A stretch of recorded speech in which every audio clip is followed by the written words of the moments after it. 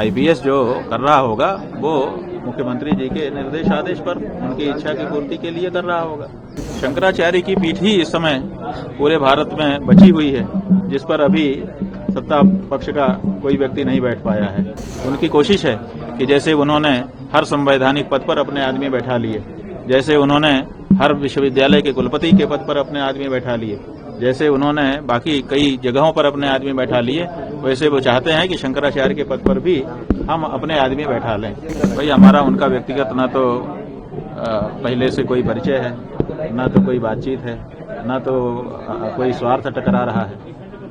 IPS जो कर रहा होगा वो मुख्यमंत्री जी के निर्देश आदेश पर उनकी इच्छा की पूर्ति के लिए कर रहा होगा। हमारा व्यक्तिगत तो उनसे कोई लेना देना है नहीं ना। महाराज जी, जिस तरीके से कार्रवाई की बात कही जा रही थी, अब ऐसा लग रहा है कि लोग बैकफुट पे आ गए हैं, तो क्या ये अब ये आप लोग अपनी शब्दावली है, हम इसमें नहीं जाना चाहते हैं। हम तो ये कह रहे हैं शुरू से आपसे कि हम यहाँ पर उपस्थित हैं और आपकी कोई भी जांच है उसमें सहयोग करने को तैयार हैं, और अगर कोई आरोप लगाया गया है तो उस आरोप के बारे में आप हमसे जो पूछें वो बताने को तैयार हैं, और हम बता भी रहे हैं, आप देख रहे हैं। शंकराचार्य की पीठ को बदनाम करने के लिए जिस तरीके से शंकराचार्य की पीठ ही इस समय पूरे भारत में बची हुई है, जिस पर अभी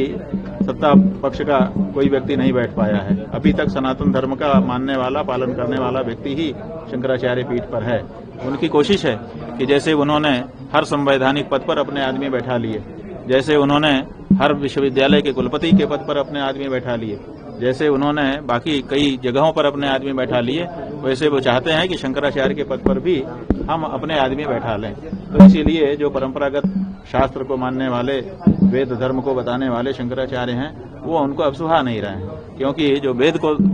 मानने वाले, शास्त्र को मानने वाले शंकराचार्य हैं, वो कह रहे हैं कि एक सन्यासी को दया, करुणा और अहिंसा के व्रत का पालन करना चाहिए। और जब एक सन्यासी, अपने आप को कहने वाला और गेरुआ कपड़ा पहनने वाला व्यक्ति मुख्यमंत्री आदि पद की शपथ ले लेता है, तो फिर वो मांस विक्रय का काम भी करने लग जाता है, जो कि शास्त्रोचित नहीं है। शंकराचार्य ये कह रहे हैं कि जब आपने विरक्ति धारण कर ली, माँ बाप को भी छोड़ दिया, तो फिर आप नौकरी क्यों कर रहे हैं, क्यों वेतन लेकर के काम कर रहे हैं? और वेतन लेकर के जब आप काम करते हैं, भत्ता लेकर के काम करते हैं, तो 24 घंटे के लिए आप संविधान का काम करने के लिए जब नियुक्त हो गए तो मठ का काम कब करेंगे? तो ये जो प्रश्न है मूलभूत, इन प्रश्नों को शंकराचार्य उठा रहा है, इसीलिए शंकराचार्य उनको नहीं सुहा रहा है।